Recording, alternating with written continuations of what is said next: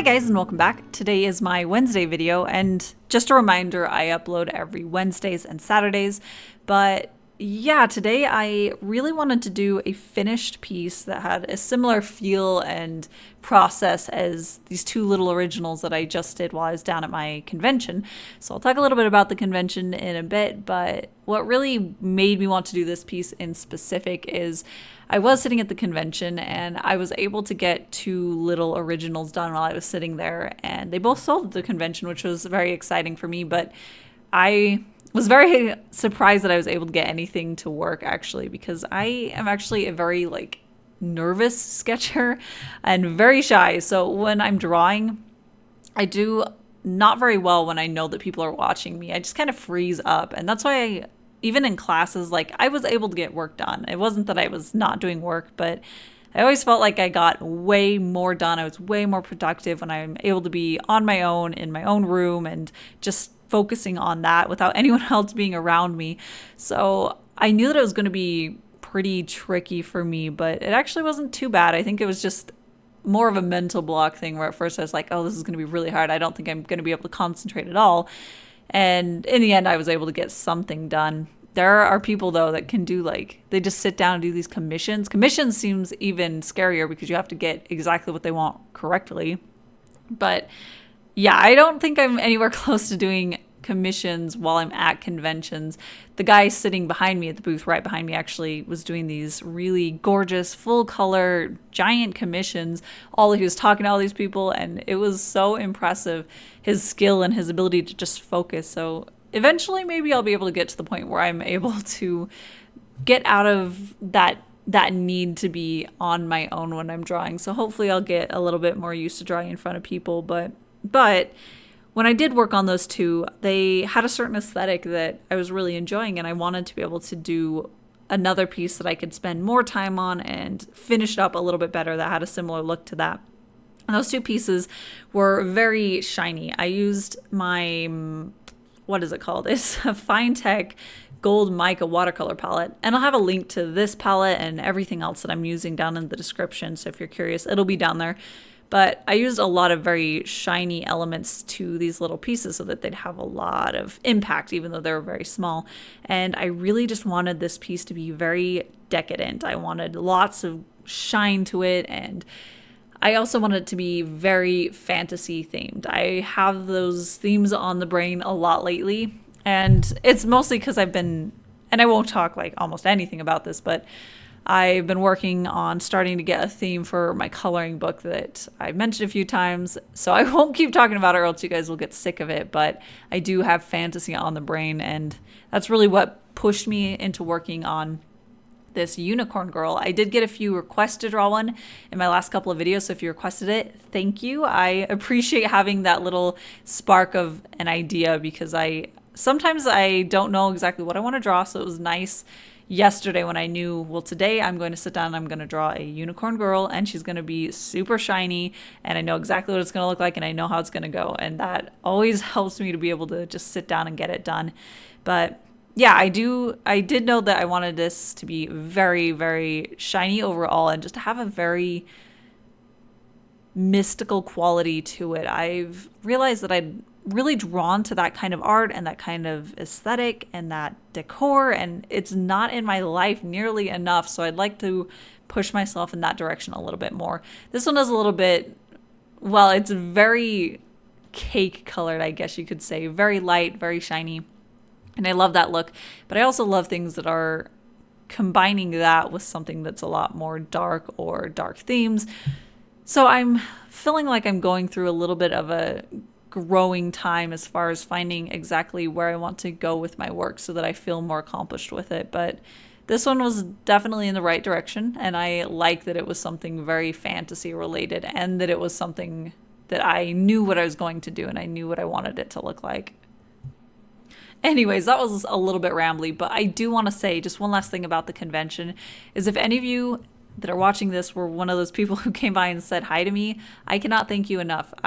Hopefully I expressed how amazing that was and how grateful I was that you guys came and said hi, but that kind of stuff, that's what gives me the energy and the motivation when I get home to keep doing videos and to keep drawing. It's when I'm able to meet you guys and talk about your art and what things we love together, and it just gives me so much energy and excitement, and I love that I was able to meet you guys. So thank you so much for saying hi and stopping by. It meant literally the world to me. It was everything that I needed. I was feeling very like I needed that extra push to remain motivated, and I got it. So thank you guys.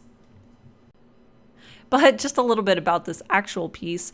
I wanted it to be very pastel, pink, purple, blues colors.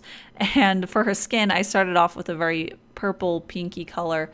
And it's all very relative. That's the thing to remember about color is once you have one color next to another, it influences it and it changes how it looks. So if you want the saturation of one color to really be punched out and to look really bright, put it next to the complement that really pushes it. But when I was doing her skin, I did start off with a very purple color, but after I ended up adding all the other values around it, when I had this blue and this purple, where they were much cooler than the skin color, it began to look a lot more peachy and give it a little bit more warmth to it. So it's interesting how much the color can influence other colors.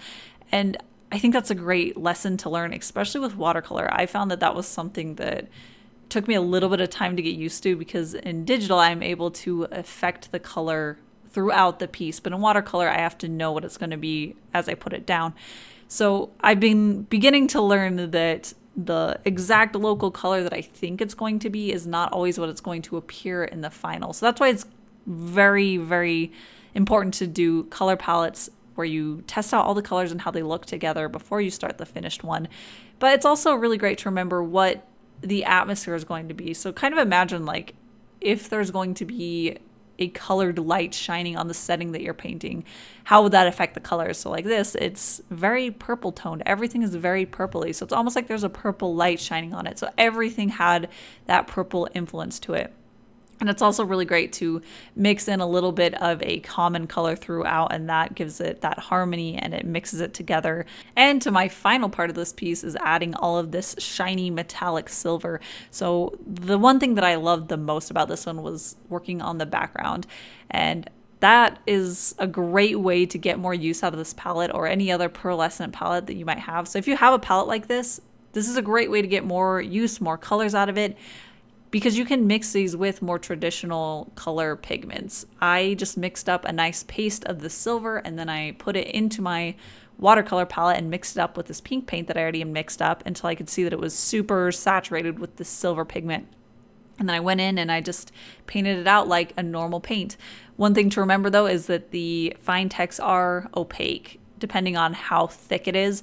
So I was just very careful to avoid most of the black lines. And then I went back in and covered it up after it was dried up with that same ink pen. But it adds this really gorgeous, frosty, metallic quality to the background where if you look at it in the right light, you don't even notice it. And then if it's in another light, it just has this really magical, ethereal look to it. So yeah, if you want to get more use and more life and more colors out of your pearlescent metallic palettes, this is a great way to do it.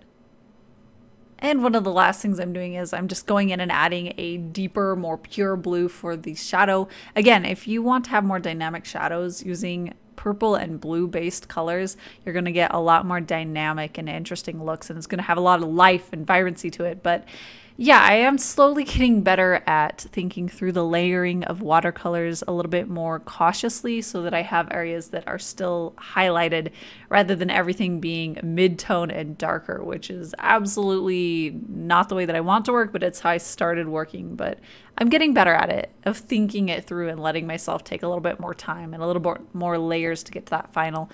But yeah, I'm just adding that little bit of blue, and then I go back in with my micron pen to add in the line work around the areas that I use my really concentrated silver fine tech paint. That way it has the crisp sharpness that I want for the rest of the line work so that it all matches. And that is it for today's video. I know this one was really rambly, but I like my Wednesday ones to be a little bit more chit-chatty, but next time I promise I'll have a little bit more of a cohesive theme. But I will actually have the original of this one available, as I usually do when I do these little originals. And I'll have prints of this one available as well. I like this theme, so I think I'll probably do a few more girls that fit this look. Maybe even a boy. I should do more boys. A magical boy would be cool. So yeah, I'll probably do more like this one and maybe have a set of prints. But for now, I will have this print and the original. And yeah, that's it for today. So thank you so much for watching. I upload Wednesdays and Saturdays, and I will see you guys in my next video.